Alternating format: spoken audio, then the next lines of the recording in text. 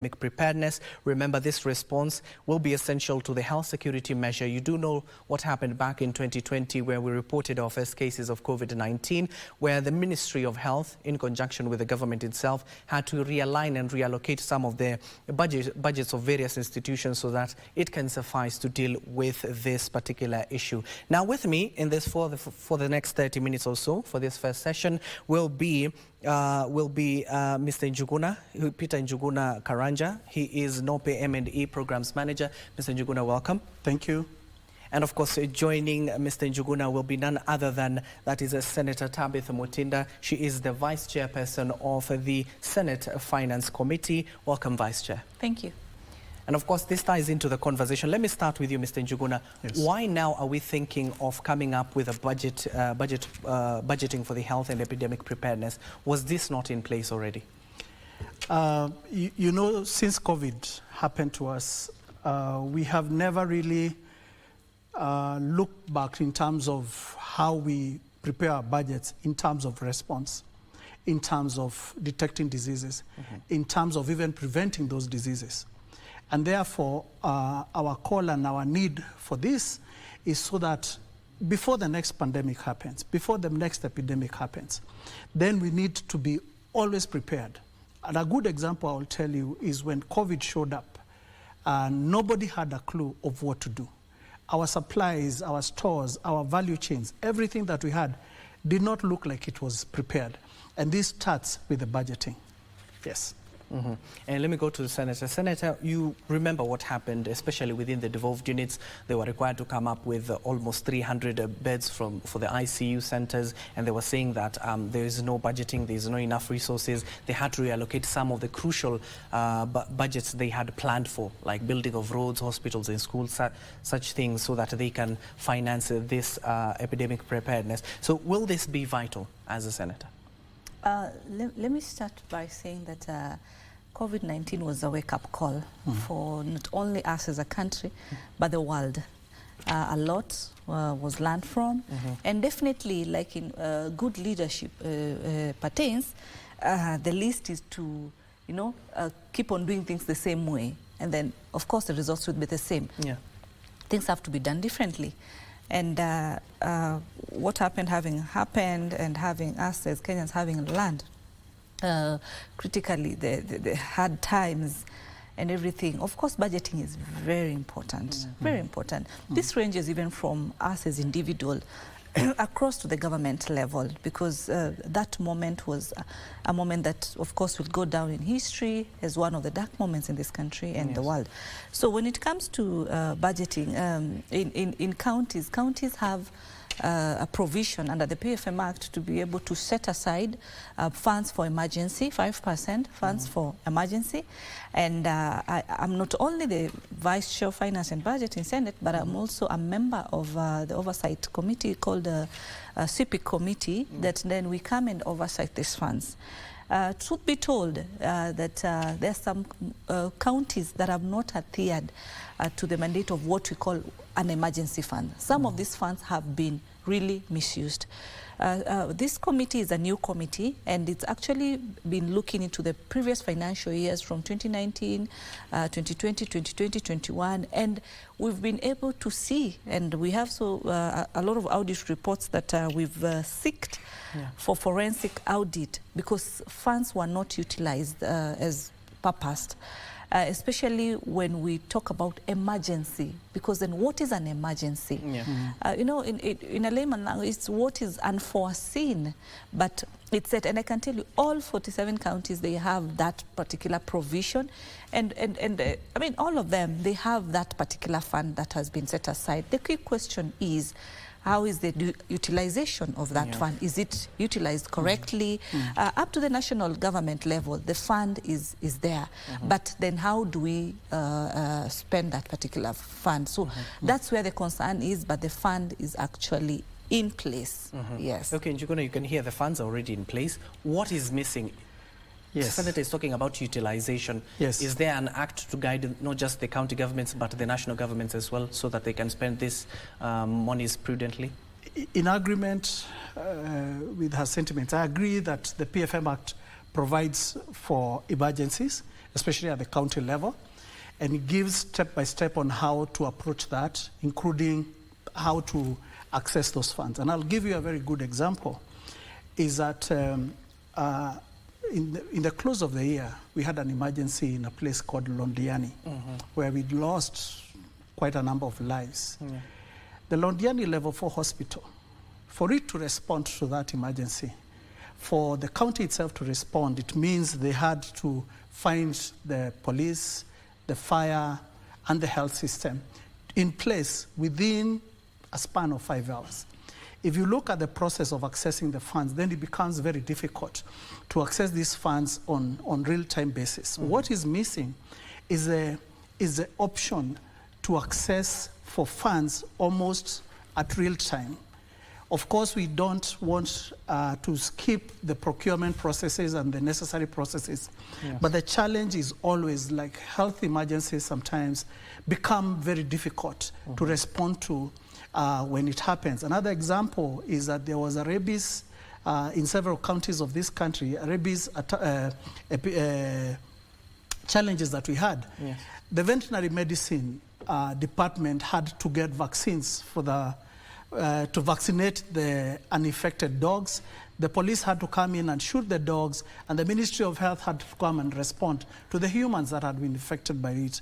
If you look at the mechanism of the PFM Act, Section 110, then it becomes very difficult to access those funds on real time, as we are losing lives, as people are getting infected. As cows bite people, it is very difficult to just respond to that. So for us and the Utayari project, what we feel we should push for, and we should maybe look into the PFM Act, is either to look at the health emergencies as a unique case, and then provide for opportunities for immediate response or immediate surveillance, maybe to collect samples, to do lab, something that can be allowed for people to respond almost on real-time basis. Yes. And of course, if you're just joining us, dear viewers, we're talking about the budgeting for the health and epidemic preparedness. And joining us for this particular conversation is none other than Senator Tabitha Mutinda, the Vice Chair of the Finance Committee of the Senate. And then also joining us is none other than Peter Njuguna Karanja, who is the NOPE M&E Programs Manager. This is a conversation which is timely, to say so, Senator. You even heard from the WHO, they were talking about COVID-19 is still with us. We need to prepare for it as a country, and given that you come from the August House, are there plans to ensure that this time around we have enough monies to ensure that we can contain this epidemic, if it reaches, God forbid, to the situation we had back in 2020? Just to point out that at the counties, we have the acts. Through the county assembly, they've been able, each county has their own act that guide them as far as the emergencies are concerned. The issue is not even so much in terms of having the funds available, because the funds are available, and that is as per guided by the act, that is in place. The challenge that we have, and I need to call a spade, the problem that we have is on the execution, is on the utilization of these particular funds. At times they're not used for what they need to be used for, and that's where the problem is. But in terms of the question of, are we prepared, have we set, have funds been set? They have been set because the law requires that to be set. That is in place, that is okay. The only challenge at times you find is now the personnel that have been given the mandate to be able to ensure that they execute the functions of an emergency fund. Remember, in the Act, as per the counties, we have the board. You know, we have also committees that have been set within that particular emergency fund, and one of the requirements is what you just call the basic public participation, for them to conduct and get to verify, get to know how many people have been affected, what are the basic needs that are needed depending on the different pandemic issue, because different pandemic issues then require different solutions at different times. So public participation takes place to determine the different factors, of course with the help of experts, you know, and during these times I really want to appreciate Red Cross. They've really come so much aboard during emergency times and been able to offer their services, their expertise, and we've been able to have solutions. But the biggest challenge at times is the people who have been given the mandate to be able to ensure people get the help that they need at that particular time with the funds that have been set. Okay. If it's procurement issues, they need to be adhered to, and what needs to be bought should be able to benefit these particular people who have been genuinely affected by some of these issues. Okay, Senator Njuguna, I'm coming to you in just a few. Now, our conversation this morning, if you're just joining us, we're focusing on the budgeting for the health and epidemic preparedness and the generally status of the health care itself. You do know that today it is day 20 of the strike of the healthcare workers who are currently meeting at Arafware grounds along Gong Road and will be taking there any moment from now. I want to go to Mr. Njuguna. Mr. Njuguna, now couple it with the current situation that we have. WHO has said that we still have COVID-19. We have new variants of it. Now we have a doctor strike in the country. Not just a doctor strike, but clinical officers have also started their strike on Monday. Is this recipe for chaos? It's a very bad situation to be in, especially taking that medical field requires constant work to be done. For example, if you look at how they respond to small illnesses, emergencies, all those things that they respond to, nobody's attending to those. We have always had a challenge with the workforce, especially the medical doctors are always few. And right now, as we speak, about 4,000 are on strike. So you know the gap they have left. You see also the clinical officers, we have about, I don't know how many they are, but we have a bulk of them going to the streets. So it means we are in chaos, and it's not a very good situation to be in. And I pray that we can find a solution very fast. Yes. Senator, given that this will be your first time talking on this particular issue itself here at KBC, we're talking about today's day 20. The Ministry of Health has tried to intervene. The whole of the government itself has tried to intervene, but it seems the impasse is still there. Abdi, then you're so keen because if you've noted that it's my first time to talk about it, I mean, you're very observant, you're very keen. Yes, it actually is. And one of the quick questions should be, one, is this strike legal or illegal?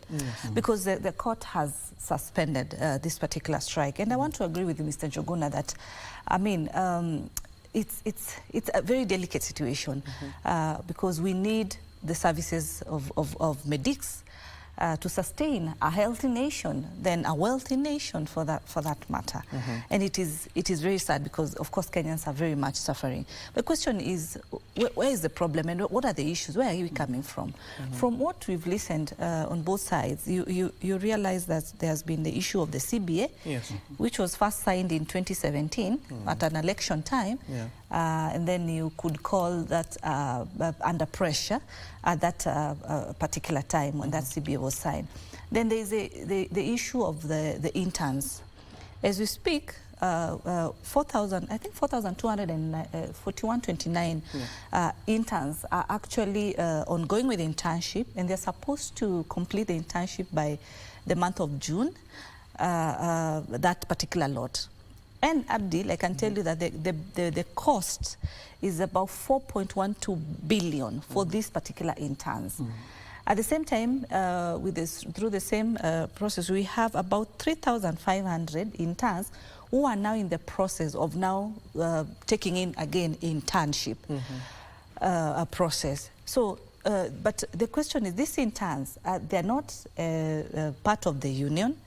They're not also employees of the county government, nor are they also employees of the national government. Actually, then where do you put it? But the medical training requires internship to take place.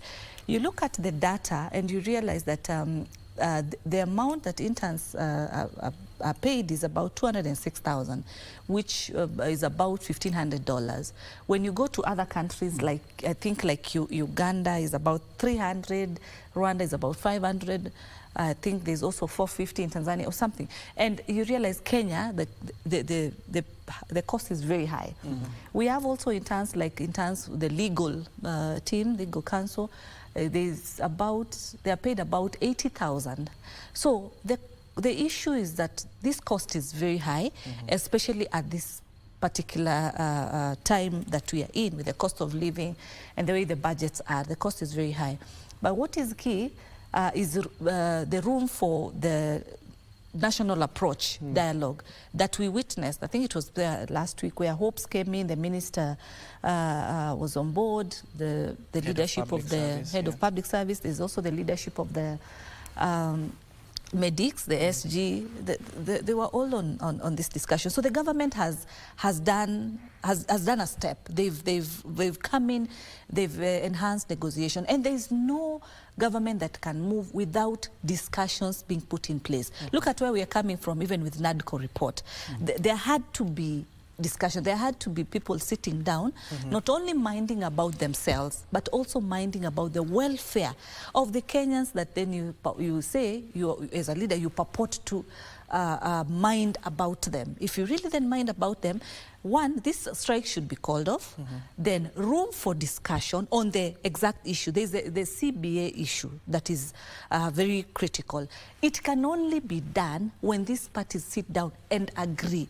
You have to disagree to agree. Otherwise, then Kenyans are suffering. It is not fair. Then it is not genuine. Because we've seen the office of the CS and, as I've said, the hopes, they've come aboard. What they should be emphasizing is then how do we get to conclude? Again, the other issue when it comes to the issue of how much they need to be paid and all that, these are also labor issues. The Ministry of Labor should be should also be conjoined in this discussion to explain, because the Ministry of Health has put its policies in place. The interns have an opportunity to be able to undertake the internship program as required by their course of training and all that. But now the Ministry of Labor should be able to come in and also advise from where they sit. Because the critical issue that is really coming out is how much that the interns should be paid. You know, that's where the issue is. Not really something that is out of hand. It's just something that is sort of delaying. Because when you enter into a room of negotiation, you have to have an open mind. If you're fair in your leadership, if you're fair to offer the services to your people that you represent, then there has to be fairness. What do you want signed? You want the CBA signed. Then come on board and let there be negotiations that you meet at a point, so that now this crisis can be completely put aside. We can't have systems whereby the medics at their level. I mean, it's always about strikes. The last people that you actually expect to go to the streets is our learned friends, the medics. It is in their right, Article 37. Yes, it's very clear. Actually, their demonstrations are normally very peaceful. That's fine. But now, away from that, you know, the best thing is to push your leadership to be able to still sit and come to a conclusion. Because then for how long? Because Mark, health is devolved. And so the governors have said that they are paying the salaries. So they are earning salaries. So if they're earning salaries, let them offer services to the Kenyans. Select a few. You see how we did with NADCO. We selected a few of us in terms of the political leadership to be able to represent when we had Mandamano, and a few were able to sit, got timelines, and were able to address the issues that had been raised. Why can that leadership do the same? Bring in a few of their members and a few from the different stakeholders that need to make a decision, and let there be a timeline to be able to address just one or two issues. Yeah. Mr. Njuguna, we're talking about what the health practitioners have been saying, that medical interns are the backbone of the health sector, health system itself in the country, and couple it with the issue that we're currently having here, the budgeting itself of this health sector itself. The issue, is it budgeting, or is it the allocation of those monies for their intended purposes? Now, with that in mind, is time of the essence to ensure this crisis is solved before this critical issue that has been raised by WHO over the new COVID-19 variant reaches to that extent? You know, you need to resolve these issues almost immediately, because if you look at the number of interns that are being covered by, that cover work, it's about 27% of all the interns in this country that support the health system. Mm-hmm. So in case of crisis, in case of an epidemic arising, mm-hmm. it means that it is almost impossible to respond to that right now. And I agree with Senator that if we do not engage at this point, if we do not engage actively, even as people go to the streets, which is their right, we need to talk to each other almost constantly. Mm-hmm. If you look at the history of the strike, looking back in 2017, when they had about 100 days of strike, yes. that did not sink very well, because it was almost like a coercion into this. Mm-hmm. But if since 2017 we have not been able to resolve our issues, then it means that engagement has not been happening.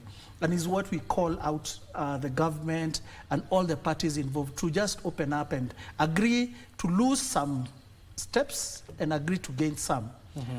When it comes to the variant of the COVID-19 that we are experiencing and already within us in the country, mm-hmm. even when you look at what the Ministry of Health has already done, there's nothing tangible that you can say they have done to respond to this mm-hmm. before it becomes crisis. And our worry and belief is that if you prepare in budget and in whatever other form you do, then we'll be able to set up systems that can fight such a disaster. Mm-hmm. So ours is to call that this be resolved quickly.